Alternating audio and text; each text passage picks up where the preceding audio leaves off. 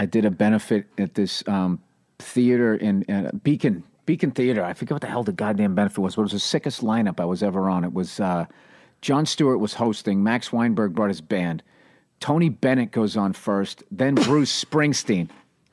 Then they auctioned off one of his guitars to this rich crowd that goes for like $100,000. Then fucking Joe McHale had to follow that. Like Joe McHale's he has to have the I followed fucking story, right? And then I went up after him, which, he was the total buffer to get it back to, all right, settle down your expectations. This is what you paid for here, right? And Seinfeld was closing. That was the lineup. And I remember when I was doing my set, I was conscious about not being too dirty because, Seinfeld's like the king. And I remember looking over, I was getting close to the end of my set, and he was standing on the side of the stage, and, the light was behind him, so he was like backlit.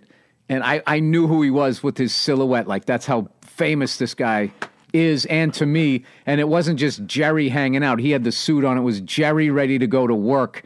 And I was immediately thinking, like, oh, my God, am I being too blue?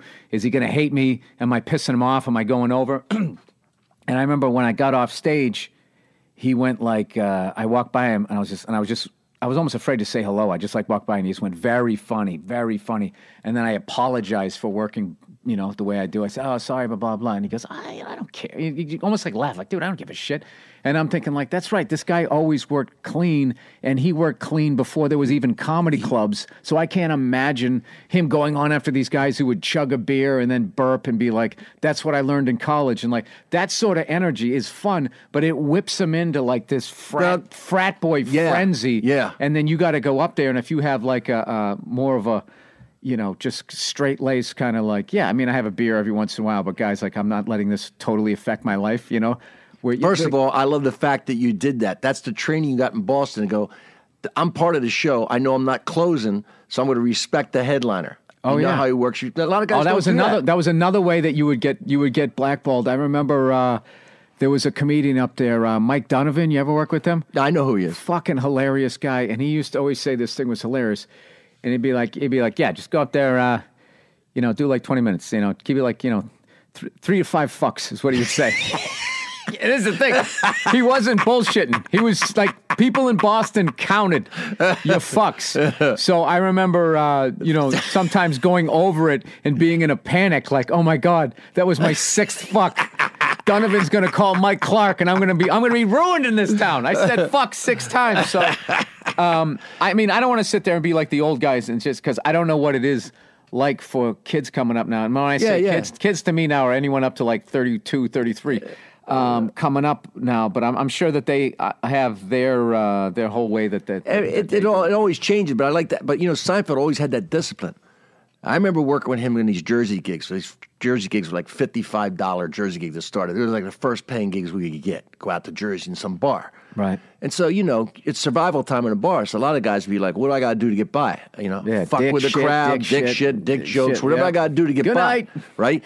And I remember working with Jerry one time, and he goes on, and he'd follow all that, and he stays right to what he's doing, man. Works clean. Brings them to him. No, but he wasn't killing. It's not like, they all came to him. They were like, oh, wait a minute, the party's over. It wasn't great. But he never broke. He never wavered. And afterwards I go, wow, man. He goes, I'm getting ready to do Tonight shows. That's what I'm preparing to do. He had the focus. He had the long-range focus. He was like, I'm practicing this material here now because I'm going to do this on the Tonight Show. Right. I'm working this out now. I'm not worried about my $55 Jersey gig. He's one of those guys. Long range view. Yeah, he's one of those guys that he just fucking knew where he. Feel. He exactly. just knew where he was going, and he just like you'll never meet a guy that doesn't suffer fools the way he does.